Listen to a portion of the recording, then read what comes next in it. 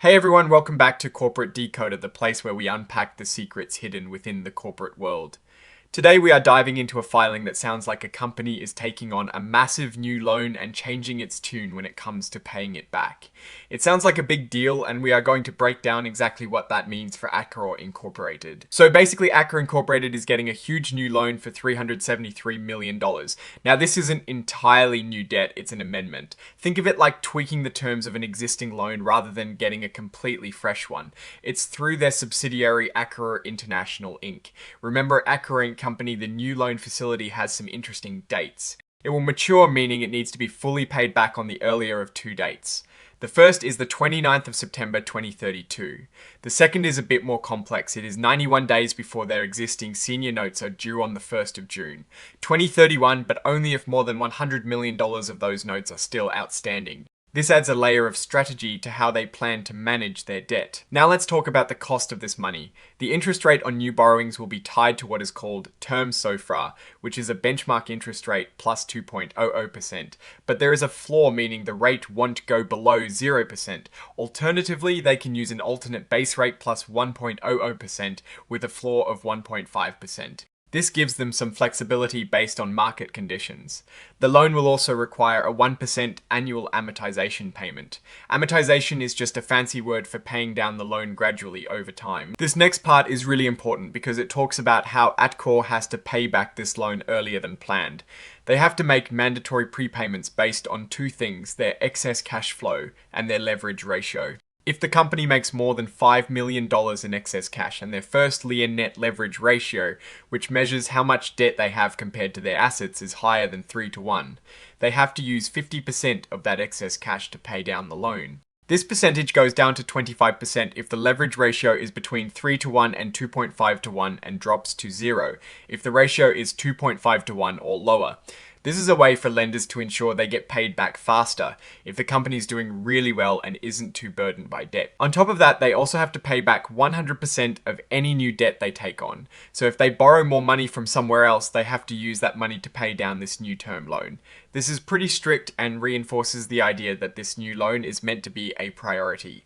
The only exceptions are for specific types of refinancing debt, which basically means if they swap this debt for another similar loan, they might be able to avoid immediate repayment. And if they sell off any big assets like property or equipment for more than $20 million and their leverage ratio is still above 3-to-1, they have to use all that money from the sale to pay down this loan too.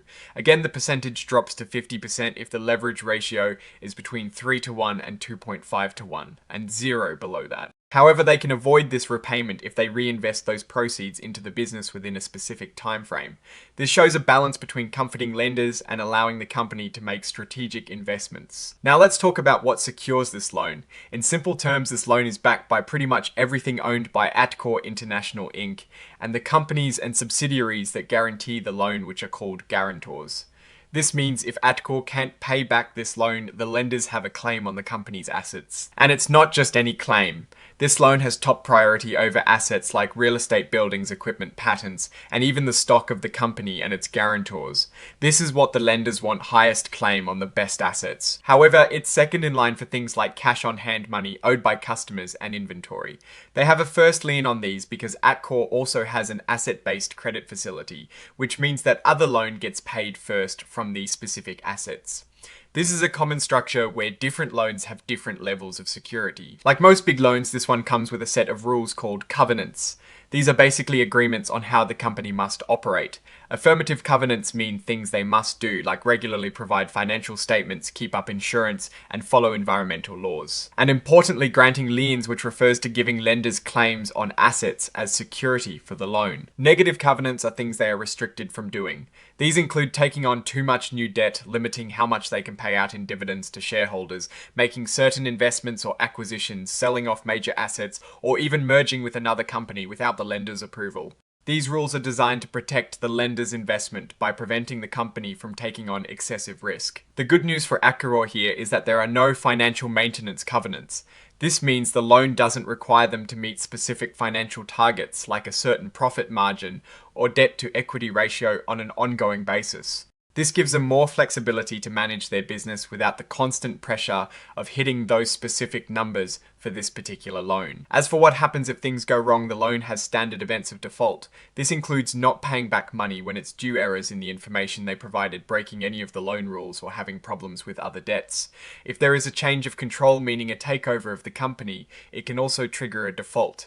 These are all pretty standard clauses to protect the lenders. Now, this whole section we just went through is about a material definitive agreement. In simpler terms, it's about this big loan deal. And the actual legal document detailing this agreement is filed as Exhibit 10.1 to this report.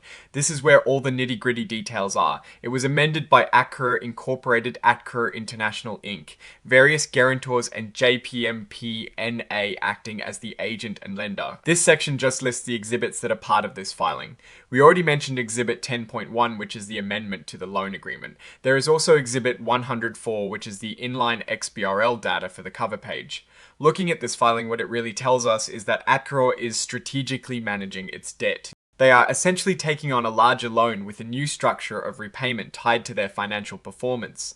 The mandatory prepayments based on cash flow and leverage ratio demonstrate a commitment to reducing debt when business is strong. The comprehensive security over their assets shows lenders' confidence, but also highlights the importance of these assets to the company.